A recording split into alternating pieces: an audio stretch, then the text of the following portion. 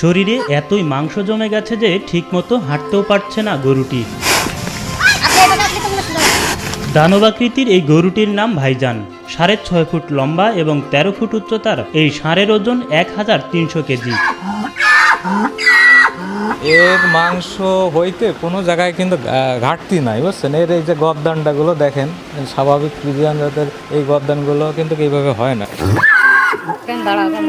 এবং পিছনে বা আগা মানে টোটালি এর কোথাও কোনো জায়গায় মাংসের কোনো জায়গায় ঘাটতি নাই। এই যে দেখেন, কোনো জায়গায় ঘাটতি নেই, টিপেও বসাতে পারবেন না।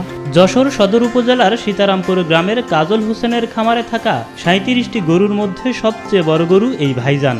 ঘর থেকে গরুটি বের করতেও 4 থেকে 5 জন মানুষের প্রয়োজন হয়। গরু বাইর করার সময় 4 থেকে 5 জন লোক লাগে। বড় গরু তো একা তো সম্ভব না।